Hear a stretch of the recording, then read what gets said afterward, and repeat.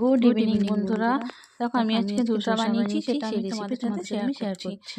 তো তার জন্য আমি 2 কাপ চাল, 1 কাপ ডাল ওভারনাইট ভিজিয়ে রেখেছিলাম, বিউলির ডাল নিয়েছি, আর 2 চামচ মেথি দানা নিয়েছি। মেথি আমি ওভারনাইট ভিজিয়ে রেখেছি, মেথি দানা আমি তো ভিজিয়ে পরে আমি সকালে পিষে একসাথে পুরো পিষে নিয়ে 1 ঘন্টা ছেড়ে দিয়েছিলাম। তারপর ব্যাটারটাকে পাতলা করে তো আমি 1 ঘন্টা মতো ছেড়ে দিয়েছিলাম। ননস্টিক প্যান বসিয়ে একটু পাতলা করে আমি একটা বাটির সাহায্যে এমনি করে গুলে আমি একটা ননস্টিক প্যান বসিয়ে পুরো ননস্টিক প্যানের চারিদিকে পুরো ছড়িয়ে দিয়েছি, ছড়িয়ে দিয়ে এক পিঠটা সুন্দর করে হতে দিয়েছি। এক পিঠটা হয়ে গেলে সুন্দর করে চারিদিকে টেনে গেলে তো আমি কত সুন্দর দেখতে লাগছে, উল্টে দেবো। এইভাবে আমি উল্টে দেখো তারপর কত সুন্দর দেখতে লাগছে, এইভাবে উল্টে দেবো।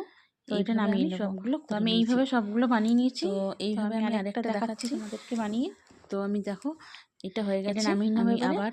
তো আমি আবার ননস্টিক প্যানে তেল ব্রাশ করে আমি আবার একটা আবার এইভাবে সেম একইভাবে এটা হয়ে গেছে, এটা নামিয়ে নিচ্ছি। আবার এক বাটি তার মধ্যে দেবো প্যানে তেল ব্রাশ করে, আরেক বাটি আমি আবার সুন্দর করে দিয়েছি, দিয়ে তার পুরো চারিদিকে ছড়িয়ে দিয়ে এটা আমি এক পিঠটা ভালো করে হতে দেবো। এটাকে আবার ভালো করে হয়ে গেলে আমি হয়ে গেলে আস্তে আবার আমি সুন্দর করে উল্টাবো। এই যে এক পিঠ হয়ে গেছে, উল্টে দেবো, কড়াকড়ি হতে দেবে। দিলে এই আমার একটু কড়া কমই হয়েছে, তোমরা একটু কড়া করবে, কড়া করলে বেশি ভালো লাগে। তো করে নেব। তবে আমি এইভাবে কড়া করে জন্য আমি আলুর তরকারি করেছি, এইভাবে করে চাটনি বানিয়েছি। তো আমি সবগুলো এইভাবে করে নিয়েছি। তো করে আমি এটার সাথে খাওয়ার জন্য আমি আলুর তরকারি বানিয়েছি। এই ভিডিওটা ভালো লাগলে তোমরা আমার পাশে থেকো, লাইক কমেন্ট শেয়ার অবশ্যই করো। আর তো চ্যানেলটা আমার এই ভিডিওটা ভালো লাগলে তোমরা আমার পাশে থেকো, আর লাইক কমেন্ট শেয়ার অবশ্যই করো, আর একটা সাবস্ক্রাইব করে দিও। এইভাবে আমি সবগুলো বানিয়ে নিচ্ছি। দেখো কত সুন্দর দেখতে লাগছে।